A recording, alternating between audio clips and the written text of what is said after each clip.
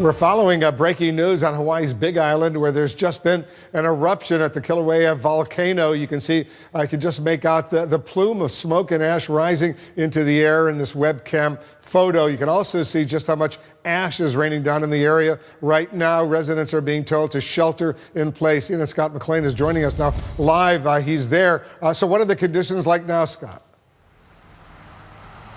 Yeah, Wolf, so I think people here in the volcano area, the town here is actually called Volcano, have actually dodged a bit of a bullet because the rain is coming down fairly heavily, which is dissipating some of that ash and putting it down on the ground and diluting it a lot faster. But you can see there from those images, those early webcam images, just how much debris is raining down in this area. They said that this would blanket the area with ash. It's blowing sort of more toward the northeast, but they said the plume itself could reach as far as Hilo, which is an hour plus away from where we are. Now, we are on the edge of the Hawaii Volcanoes National Park entrance, and the reason we're not going any further is because authorities actually aren't letting us stop anywhere for the next 10 miles because it's simply too close to that main crater that is giving off those eruptions. I can tell you right now that there are some air quality issues for sure.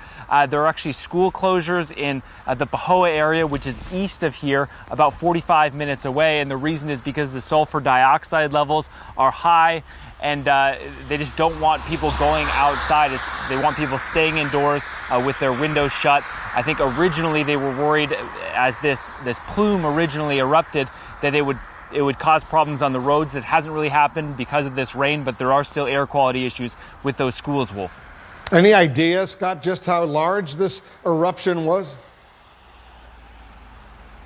Yeah, it is hard to say at this point, but Wolf, this was not the big one. They are still warning that there could be other explosions inside that main crater at the summit of Kilauea, which is called Halemaumau.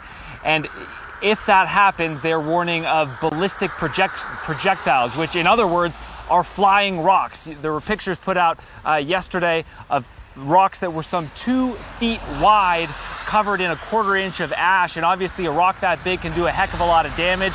And they're warning that future explosions could be even bigger than that. Obviously, that is definitely in the back of people's minds here.